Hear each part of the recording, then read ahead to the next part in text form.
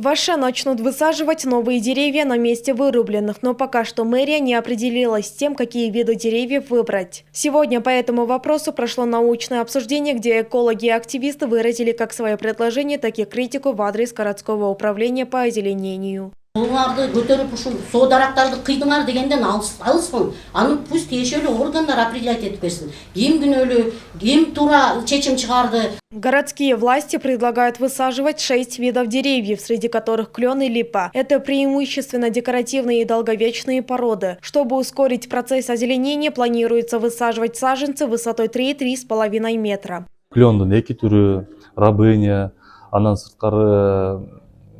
Мы рассматривали два вида клена, рябину, тюльпановое дерево и еще 5–6 разновидностей. После того, как выслушаем все мнения, примем окончательное решение, какие деревья будем высаживать. Также предлагается использовать часть саженцев из местных питомников. Этот вариант мы тоже рассматриваем.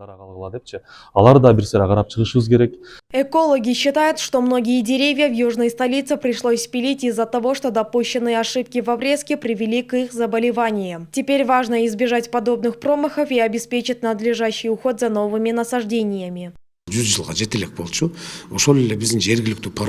Возраст вырубленных деревьев не достигал и 100 лет, хотя местные породы могут жить 100–150 лет. К сожалению, из-за неправильной формовки их состояние начало ухудшаться. При правильной посадке и с помощью агротехники у нас есть возможность выращивать деревья, которые будут расти до 150 лет. На заседании прозвучало предложение закупать саженцы не за границей, а в местных питомниках, так как импортные деревья стоят дороже и требуют более сложного ухода.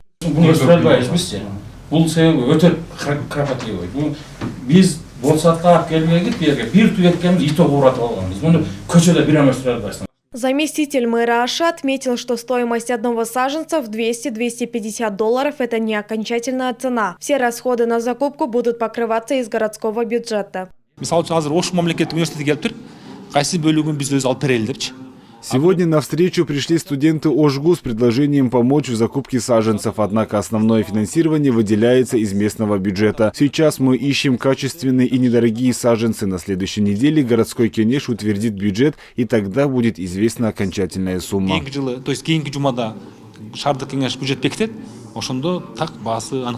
Напомним, что с прошлой недели на улице Курманчандатка началась вырубка деревьев. Здесь под топор определили почти 1500 зеленых насаждений. Всего же городские власти планируют спилить 3833 дерева, обосновывая это их болезненным состоянием. Решение было принято после одобрения депутатов Горкенеша. Айтунук Мамытова, Сыймак Маратулы, Мунар Арзбекулы, ЛТР Ош.